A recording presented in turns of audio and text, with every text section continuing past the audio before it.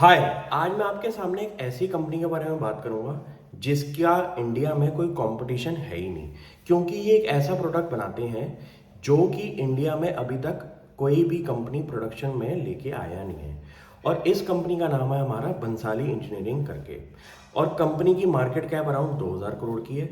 और कंपनी का जो कोर बिजनेस है वो है हमारा एबीएस मार्केट के अंदर, जो कि एक हाईली स्पेशलाइज्ड थर्मोप्लास्टिक्स इंडस्ट्री के अंदर फॉल होता है। अब इनको ऐसा एक कैटेगरी का प्रोडक्ट दिया गया है जो कि इंडिया में इन्होंने एक जॉइंट वेंचर के साथ निपॉन एएनएल के साथ मिलके इस प्रोडक्ट को इंडिया में उतारा है। और इसकी जो कोर कॉम्पिटेंसी है वो है इस प्रोडक्ट की इटसेल्फ जो क्वालिटीज़ हैं जो कि यूनिक। इसके अंदर एक ऐसा यूनिक ऑफरिंग है जो कि इसके कंपैरिजन में कोई भी प्रोडक्ट देता नहीं है। जैसे कि इस प्रोडक्ट के अंदर जो रिजिडिटी आती है, आपकी ड्यूरेबिलिटी आती है, और इस रीज़न की वजह से इसकी जो यूनिक ऑफरिंग यूज़ होती हैं डिफरेंट डिफरेंट सेक्टर्स के अंदर, जैसे कि आपके लीगो टॉयज़, जैसे कि आपके ऑटो पार्ट्स। और स्पेशली इस कंपनी का जो स्पेशलाइजेशन है वो है हमारे एक as a raw material provide करना और एयरबैग्स इंडस्ट्री के अंदर। अब नितिन गडकरी जी ने ये बोला है कि इंडिया के अंदर जितना भी आपका एयरबैग गाड़ियों में लगता है उसको एक लेवल पे जाके हमने कंपलसरी करना है और नंबर ऑफ एयरबैग भी गाड़ियों के अंदर बढ़ाने हैं। तो आपको गवर्नमेंट की पॉलिसी को पकड़ना है, उनकी थीम पे कुछ कंपनीज आइडेंटिफाई करनी है और उनमें कुछ ऐसा यूनिक बिजनेस केस बनाना है जहां पे आपको एक वैल्यू अनलॉकिंग अपने लिए मिले। तो मैंने जब ये कंपनी के बारे में पढ़ना शुरू किया तो मुझे इस कंपनी के कुछ यूनिक पार्ट्स दिखे और कुछ रेड फ्लैग्स भी दिखे जिस पे कंपनी अपना काम कर सकती है।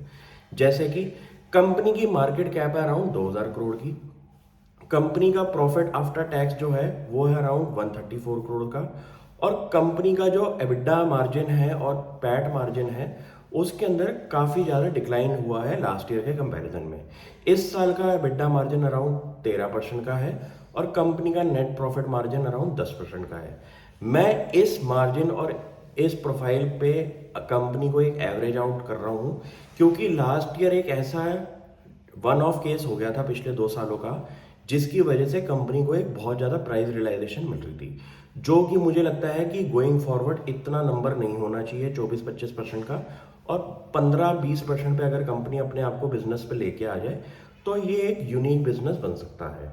तो अपनी एक्सपेक्टेशन स्टॉक से उतनी रखें जितने की कंपनी की डिमांड हो सकती है अगले 5 सालों के अंदर। तो कंपनी की डिमांड तो बहुत ज़्यादा बढ़ने वाली है, क्योंकि इसकी यूनिक ऑफरिंग की होने की वजह से इंडिया में ये प्रोडक्ट अभी इंपोर्ट होता है और कोई डोमेस्टिक कॉम्पिटिटर ना होने की वजह से मुझे लगता है इसमें एक प्राइस की भी एडवांटेज इस कंपनी को ज़रूर मिलेगी। अब कंपनी के थोड़े रेड फ्लैग की बात करते हैं। कंपनी की बैलेंस शीट अगर आप चेक करेंगे तो ये डेट फ्री कंपनी के नाम से जानी जाती है, लेकिन मुझे इस कंपनी में जो सबसे बड़ी प्रॉब्लम लगी वो थी अनसिक्योर्ड लोन्स जो इन्होंने अपनी कंपनी के अंदर दिए हुए हैं, वो भी उनकी वैल्यू अराउंड 300 करोड़ की है। अगर कोई बड़ा फंड मैनेजर अपना पैसा इस कंपनी के अंदर इन्वेस्ट करता है तो कोई भी फंड मैनेजर को अपने लिए कुछ रेड फ्लैग्स बना के रखने पड़ते हैं, क्योंकि ये एक ऐसा इन्वेस्टर का पैसा इन्वेस्ट कर रहे हैं जहां पे उनको डिपेंडेबिलिटी ऑफ रिटर्न्स भी दिखाई देनी चाहिए और उसमें कोई गड़बड़ी का मौका नहीं होना चाहिए। तो कोई भी फंड मैनेजर ऐसी कंपनी में इन्वेस्टमेंट नहीं करते जो कि स्मॉल कैप हो और उनके अंदर कुछ ना कुछ रेड फ्लैग्स की गुंजाइश दिखाई दे। अब इस केस के अंदर कंपनी ने अराउंड 300 करोड़ के जो अनसिक्योर्ड लोन्स दिए हुए हैं वो फिलहाल तो ठीक चल रहे हैं, कंपनी को पैसा उनसे इंटरेस्ट के में माध्यम में आ रहा है। लेकिन प्रॉब्लम कहाँ आती है जब कंपनी को कुछ ना कुछ प्रॉब्लम में दिखाई देगा ये वाला पैसा ना आने की वजह से। तो हिस्ट्री ये कहती है कि यही जो लोन वाला पार्ट होता है जो कंपनीज अपने एडवांसेस देती हैं in the form of loans to promoters, in the form of loans to some key personnel, in the form of loans to key subsidiaries, वहाँ पे हर बारी कुछ ना कुछ दिक्कत का माहौल बना रहता है। इसकी वजह से ये एक बहुत बड़ा रेड फ्लैग है। इस कंपनी पे आप अगर 10 पॉइंट नोट डाउन करें तो मेरे हिसाब से 9 पॉइंट्स पे आप एक पॉजिटिव फीडबैक बनाएंगे और ये लोन वाला पार्ट जो है ये एक नेगेटिव प्रोफाइल के अंदर आ जाता है। तो कभी भी इन्वेस्टमेंट करने से पहले आपको हर फैक्टर पे अच्छी तरह से स्टडी करना है। कंपनी की बैलेंस शीट पढ़नी बहुत ज़रूरी है।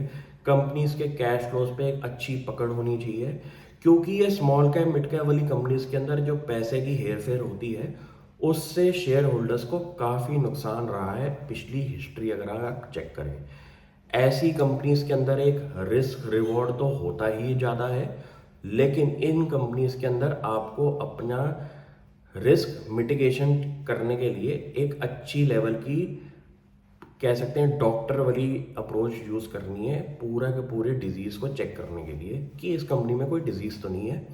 तो मैंने भी इस कंपनी के पूरे पॉइंट्स बना लिए और उसमें से नेगेटिव पॉइंट भी आपको बता दिया।